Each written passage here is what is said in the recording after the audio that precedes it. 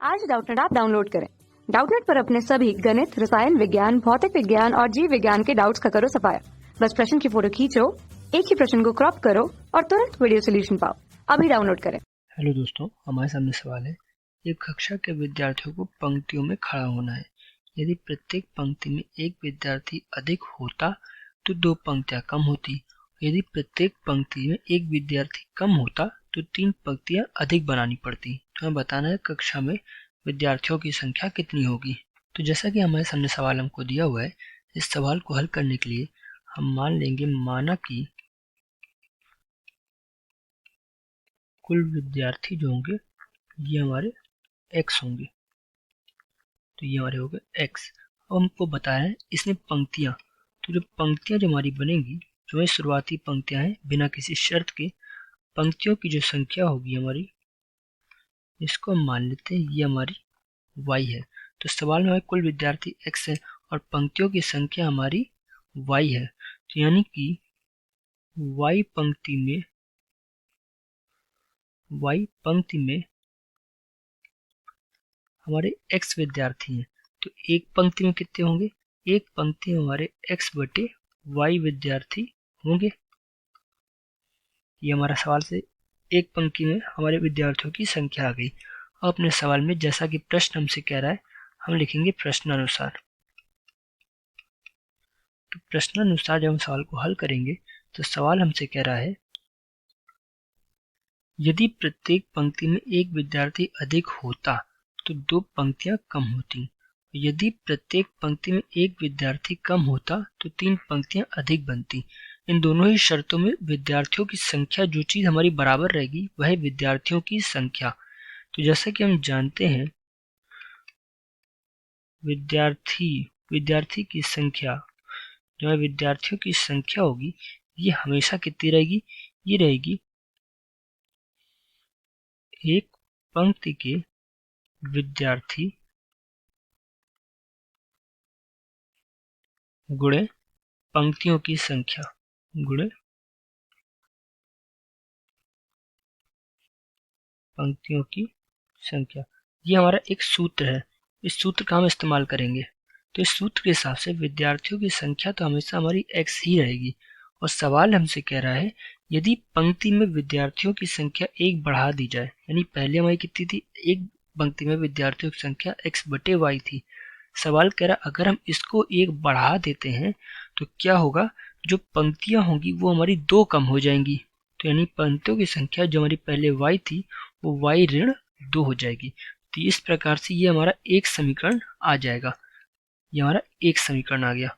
इसको थोड़ा और हल कर देते हैं और देखते हैं इसको आगे हल करने पे हमारा क्या आएगा। जब इसको हम आगे हल करेंगे तो यहाँ आएगा x धन y बटे y गुणनफल y ऋण 2। इसको आगे हल करेंगे तो आएगा एक्स वाई बराबर, यहाँ पे हमारा एक्स वाई ऋणात्मक चिन्ह 2x धनात्मक चिन्ह y का वर्ग ऋणात्मक चिन्ह 2y आ जाएगा। जिसको आगे हल करेंगे तो हल करने पे हमारा xy से xy हमारा दोनों पक्षों में कट जाएगा, xy से xy दोनों पक्षों में, और जो समीकरण बचेगा वो बचेगा y का वर्ग ऋणात्मक 2y ऋणात्मक 2x बराबर 0। ये हम मान लेते हैं हमारा समीकरण 1। अब समीकरण 1 आ गया। अब जो समीकरण 2 के लिए जो हमारा सवाल दिया है उस पे आते हैं। समीकरण 2 के लिए सवाल हमसे कह रहा है, विद्यार्थियों की संख्या तो फिर से x ही रहेगी। तो अपने वापस सूत्र में x बराबर, अब हमसे सवाल कह रहा है यदि पंक्ति से एक एक विद्यार्थी हम कम कर दें, यदि हम पंक्ति से एक एक विद्यार्थी कम कर रहे हैं तो उससे क्या होगा? जो पंक्तियों की संख्या होगी ये हमारी 3 बढ़ जाएगी। तो इस प्रकार से ये हमारा दूसरा समीकरण बन रहा है। इसको हल करके दूसरा समीकरण निकालेंगे। तो इसको हल करके जो दूसरा समीकरण आएगा वो मैं सीधे लिख दे रहा हूँ, जो आएगा y का वर्ग ऋणात्मक 3y धनात्मक 3x बराबर 0। तो ये हमारा दूसरा समीकरण आ गया, समीकरण नंबर 2।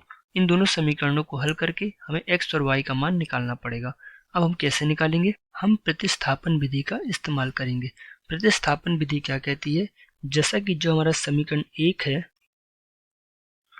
समीकरण 1 हमारा समीकरण 1 था y का वर्ग ऋणात्मक 2y ऋणात्मक 2x बराबर 0। यहाँ से हम क्या करेंगे, x का मान निकालेंगे।